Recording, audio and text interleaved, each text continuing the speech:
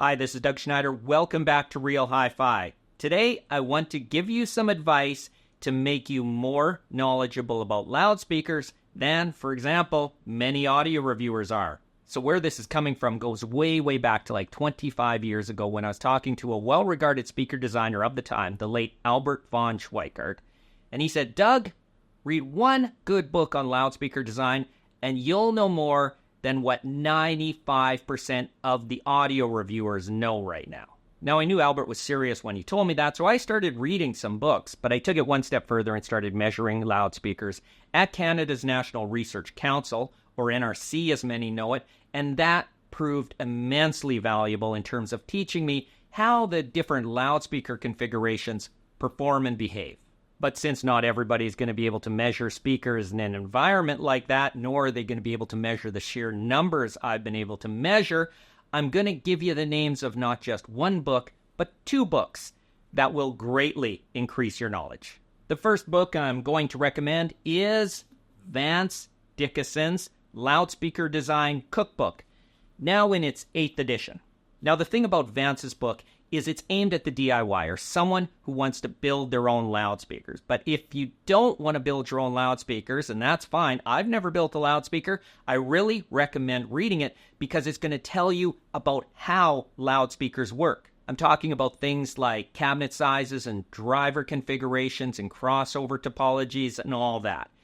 Even having a basic understanding, you don't have to have an in-depth understanding, will give you the wherewithal to look at a loudspeaker design and assess, hey, has this been done before? Or what can I expect out of this kind of configuration? Or what are the performance attributes it'll bring? It'll give you a really good basic knowledge. So read it. The next book I want to recommend is by Dr. Floyd Toole. It's called Sound Reproduction, the Acoustics and Psychoacoustics of Loudspeakers and Rooms. That title should tell you it's not a DIYer's speaker-making book. It's about how loudspeakers behave in rooms, as well as how we perceive the sound of loudspeakers. And this is a whole area that should be read by every audio enthusiast and, of course, every reviewer. And why do I recommend Dr. Floyd Toole's book about this? He conducted more research on these topics than anyone has ever conducted when he was a researcher at Canada's National Research Council, and then he went on to lead product development at Harman International. Now, I've gotten to know Floyd Toole much better lately. I've known him for years because we're working on some video projects that are going to come to light in the months and years to come.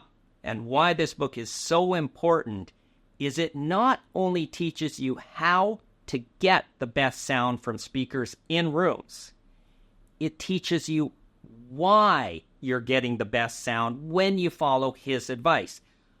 All the research back in the NRC days, all the listening results, everything is laid out for you. It's mandatory reading as far as I'm concerned. Now, here's the thing. The book is in its 3rd edition, and Floyd is working on the 4th. However, the 4th edition won't be out till 2025, and it's going to be quite a bit different. It's going to be, in Floyd's words, more outspoken and essentially rewritten.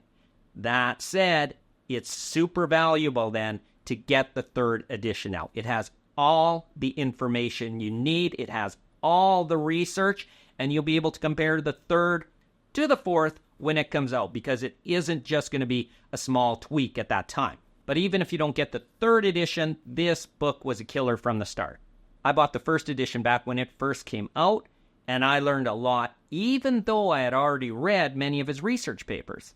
Incidentally, here's a bit of trivia that even Floyd Toole doesn't know. Back when I was talking to Albert Von Schweikert, he called Floyd the greatest loudspeaker engineer of all time.